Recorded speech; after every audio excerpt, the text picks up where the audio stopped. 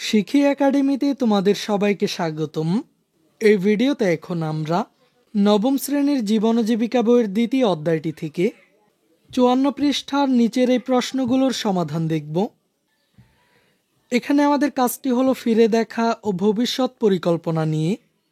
সামাজিক উদ্যোগের সফল বাস্তবায়ন বেশ কঠিন ও সময় সাপেক্ষ। বেশিরভাগ সামাজিক উদ্যোগ হলো অলাভজনক। অধিকাংশ অংশগ্রহণকারীর স্বেচ্ছাসেবাধর্মী অংশগ্রহণের মাধ্যমে সামাজিক উদ্যোগকে সফল করতে হয়। সকলের সম্মিলিত প্রচেষ্টা অব্যাহত থাকলে সামাজিক উদ্যোগের সফল বাস্তবায়ন সম্ভব। স্বল্প পরিসরে বাস্তবায়নের অংশ হিসেবে নির্দিষ্ট সময় পর পর সামাজিক উদ্যোগটি কতটুকু সফলতার সঙ্গে বাস্তবায়িত হচ্ছে তা জানা দরকার। একই সঙ্গে বাস্তবায়ন থেকে কী ধরনের শিক্ষণীয় বিষয় আছে যা এই উদ্যোগকে আরও কার্যকরভাবে বাস্তবায়নে কাজে লাগবে তা জানার চেষ্টা করতে হবে। সেক্ষেত্রে আমরা প্রশ্নগুলোর উত্তর খুঁজে বের করার চেষ্টা করব। এবার চলো আমরা নিচের প্রশ্নগুলো দেখে নিই। প্রথম প্রশ্নটি হলো, পরিকল্পনা অনুযায়ী সকল কাজ সম্পন্ন হয়েছে কিনা? কোন কোন কাজ পরিকল্পনা মাফিক করা সম্ভব হয়নি এবং কেন? দ্বিতীয় প্রশ্নটি হলো, দলের সবাই নিজের উপর অর্পিত দায়িত্ব যথাযথভাবে পালন করেছে কিনা? দলের কোনো সদস্যের দায়িত্ব পালনে বিশেষ কোনো সহায়তা প্রয়োজন কিনা? সেক্ষেত্রে কী ধরনের সমর্থন প্রয়োজন? এরপর কোনো ধাপের কাজ অসম্পূর্ণ থাকলে তার কারণ কি এবং কিভাবে তা সম্পন্ন করা যেতে পারে? আর সবশেষ প্রশ্নটি হলো সামাজিক উদ্যোগটি সম্পর্কে। এর সুবিধাভোগী বা অংশীজনদের মতামত কি? তো চলো আমরা আমাদের নির্বাচিত সামাজিক উদ্যোগটির ভিত্তিতে এই প্রতিটি প্রশ্নের নমুনা সমাধানগুলো দেখে নেই।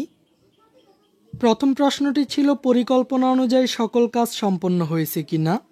কোন কোন কাজ পরিকল্পনা মাফিক করা সম্ভব হয়নি এবং কেন? এই প্রশ্নটির নমুনা উত্তরে তোমরা লিখতে পারো, আমাদের উদ্যোগ নেওয়া সামাজিক সমস্যাটির সমাধান কার্যক্রমে পরিকল্পনা অনুযায়ী বেশিরভাগ কাজ যথাযথভাবে সম্পন্ন হয়েছে, কিন্তু বাজেট প্রণয়ন অর্থ সংস্থানের কাজটি যথাযথভাবে সম্পন্ন করা যায়নি। এই কাজটি করার জন্য শিক্ষক এবং অভিভাবকদের সহায়তার প্রয়োজন আছে। আর দ্বিতীয় প্রশ্নটি ছিল, দলের সবাই নিজের উপর অর্পিত দায়িত্ব যথাযথভাবে পালন করেছে কিনা? দলের কোনো সদস্যের দায়িত্ব পালনে বিশেষ কোনো সহায়তা প্রয়োজন কিনা? সেক্ষেত্রে কী ধরনের সমর্থন প্রয়োজন? এই প্রশ্নটির নমুনা উত্তরে তোমরা লিখতে পারো, দলের সবাই নিজের উপর অর্পিত দায়িত্ব যথাযথভাবে পালন করেছে, তবে প্রচারণার কাজটি কারোর একার পক্ষে করা সম্ভব ছিল না। এক্ষেত্রে সকলের সহযোগিতার প্রয়োজন ছিল। এরপর কোনো ধাপের কাজ অসম্পূর্ণ থাকলে তার কারণ কি এবং কিভাবে তা সম্পন্ন করা যেতে পারে? এই প্রশ্নটির নমুনা উত্তরে তোমরা লিখতে পারো, সামাজিক সমস্যাটির সমাধানে আমাদের প্রায় সব ধাপের কাজই ভালোভাবে সম্পন্ন হয়েছিল, তবে বাজেট প্রণয়ন অর্থ সংস্থানের কাজটিতে কিছুটা ঘাটতি রয়েছে। কাজটি সম্পন্ন করার জন্য অভিভাবক এবং স্থানীয় প্রতিনিধিদের সহায়তা প্রয়োজন। আর সবশেষ সামাজিক উদ্যোগটি সম্পর্কে এর সুবিধাভোগী বা অংশীজনদের মতামত কি?